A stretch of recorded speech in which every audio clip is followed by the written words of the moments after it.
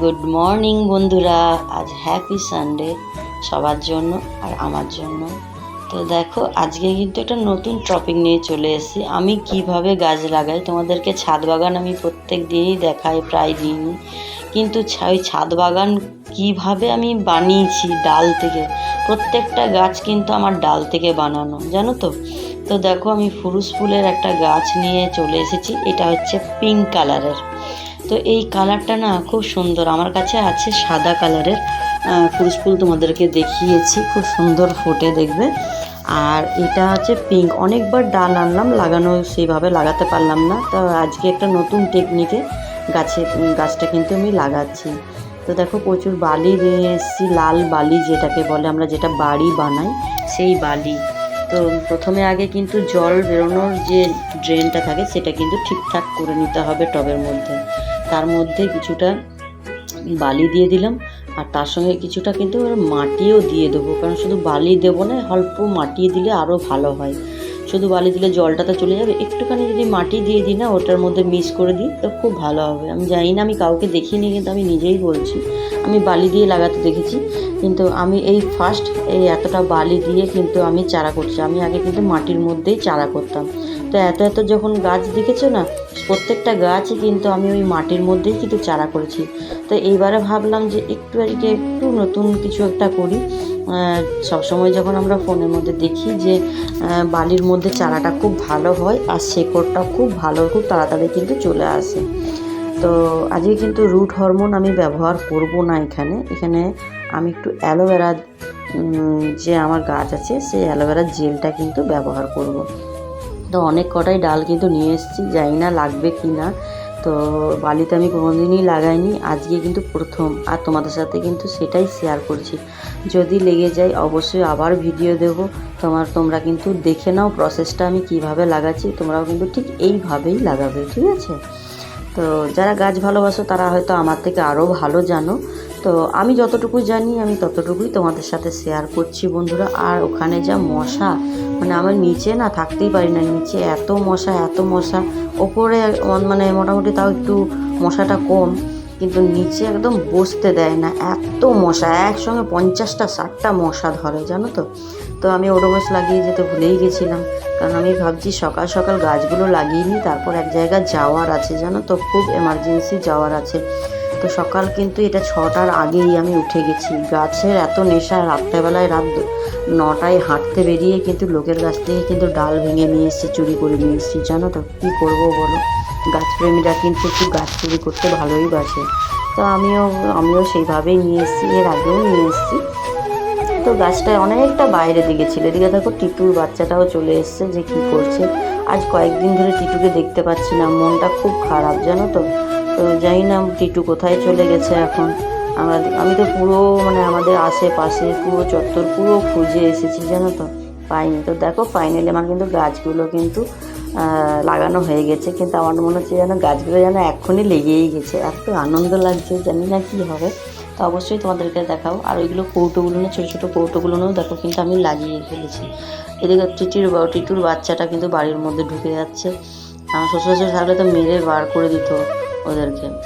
তো যাই হোক, কেউ নেই বলে ওরা আমার জানে, যেহেতু আমি ওদেরকে ভালোবাসি, একদম নিশ্চিন্তে আমার বাড়িতে ঢোকে, থাকে, খায়, শুয়ে থাকে। তোমাদেরকে এর আগেও দেখিয়েছি।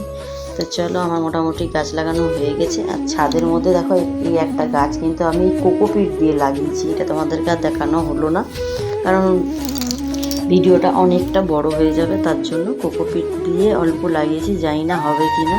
তো দেখা যাক কি হয়। আর দেখো, এইদিকে কলাগুলো কিন্তু পেকে মানে কি হয়েছে, সেই দিনে তো আমার ছেলে পেরে নিয়ে এসেছিলো, কাঁচা কাঁচাই ছিল। কিন্তু যেহেতু আমি কোথায় রেখেছি দেখো, মানে বাড়িতে জায়গা থাকছে না বলে আমি আজকে সিঁড়ির ঘরটাও ব্যবহার করে ফেলেছি, সিঁড়িটাও ব্যবহার করেছি। দেখো এখানে কত জিনিস আছে রাখা। তো এখানে দেখো কোণাতে রেখে দিয়েছি। তো তাড়াতাড়ি এখানটা গরম বলে না, খুব তাড়াতাড়ি কলাগুলো পেকে যাচ্ছে। আর কলাগুলো খেতে মানে দুর্দান্ত মিষ্টি, মানে না খেলে মানে বুঝতে পারবে না। তো চলো, আমি সকাল সকাল রেডি হয়ে গেছি, তোমাদেরকে বললামই যে আমরা কিন্তু একটু বেরোবো। তো চলো কোথায় যাই তোমাদের সাথে দেখাই। আর এদিকে তোমার দাদাভাই বেরোচ্ছে, আমি জল কাগজপত্র নিয়ে বেরিয়ে গেছি। তো যাই হোক, আমি কিন্তু বেরিয়ে গেলাম। এটা আমাদের রাস্তা, তোমাদেরকে আগেও দেখিয়েছি। দেখো তোমাদের দাদাভাইও এখানে দাঁড়িয়ে আছে।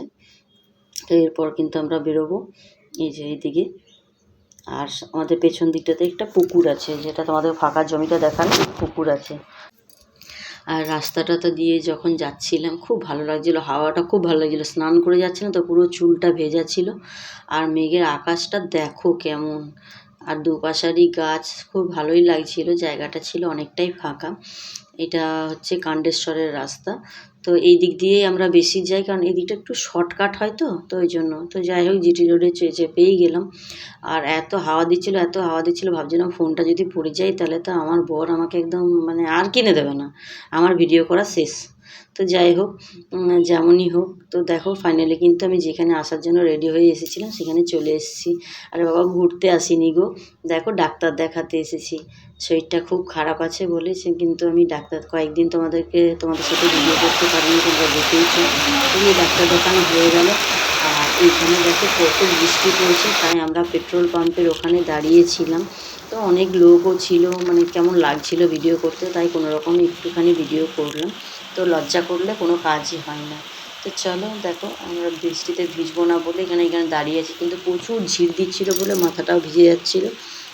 চারিদিক থেকে ঝির দিচ্ছিলো, বুঝতেই পারছো বর্ষাকালের বৃষ্টি। তাই অনেক লোক দাঁড়িয়ে আছে, আমরাও দাঁড়িয়েছিলাম। তো ফাইনালি আমরা কিন্তু চলে এলাম অন্ডাল। আর অন্ডালে এসেই কিন্তু খুব খিদে পেয়ে গেছিলো। তখন বাজে প্রায় 1:30 নাগাদ। তো খুব খিদে পেয়ে গেছিলো, ভাবলাম কী খাবো। আমি একটু ধোসা খেতে ভালোবাসি, যেহেতু আমাকে ডাক্তার বলে দিয়েছে ময়দার জিনিস কিছু খাবে না। তো ধোসাটা খুব ভালো বানায় এই দোকানে। তো সিটি সেন্টারেও আমাদের খুব ভালো বানায়, তার জন্য কিন্তু আমি তোমাদের সাথে শেয়ার করলাম। একদম মানে অন্ডাল মোড়েই খুব টেস্টি হয়েছিল খাবারটা, আর খুব সুন্দর করে ভেজেছিল ধোসাটা। তো আমি ভাবছিলাম একা একটা খেতে পারবো না, কিন্তু সত্যিই খেয়ে নিয়েছি, জানো তো। কারণ আমি যতবারই কিনি তখন আমার ছেলে আর আমি খাই, আর নাহলে বর আর আমি খাই। মানে একটা ধোসা আমি একা খেতে পারি না, আমার খাবার পরিমাণটা না খুবই কম, আমি বেশি খেতে পারি না, আমি একদম অল্পই খেতে ভালোবাসি। তো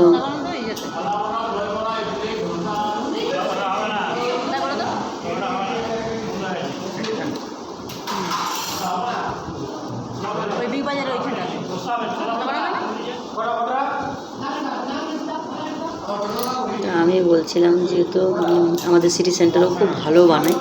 তো আগে বিগ বাজারের ওখানে ভালো বানাতো, ওই দোকানটা বন্ধ হয়ে যাওয়ার পর আবার জংশন মলের নিচে একটা আছে, ওখানেও ভালো বানায়। আর মিষ্টির দোকানে গিয়ে মিষ্টি খাবো না, এটা হতেই পারে না। মানে বাসন্তী এতটাই মিষ্টি ভালোবাসে যে বলার কিছু নেই, আমি না এতটাই ভালোবাসি। তো দেখো এই মিষ্টিটাই আমি খেলাম, যে সবুজ সবুজ ওপরে লেখা রয়েছে, 12 টাকা করে পিস নিল। কিন্তু বিশ্বাস করো দুর্দান্ত খেতে, মানে এত মানে সেই স্বাদ যাকে বলে। তো খুবই ভালো লাগছিল খেতে।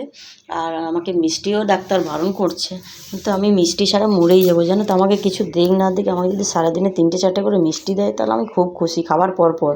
তো দেখো তোমাদেরকে দেখিয়ে দিলাম দোকানটা, কোন দোকানে আমরা দাঁড়িয়ে খেলাম। এই দোকানেই ধোসা বিক্রি হয়, এই দোকানেই মিষ্টি বিক্রি হয়। তো এই দেখো এই দোকানে।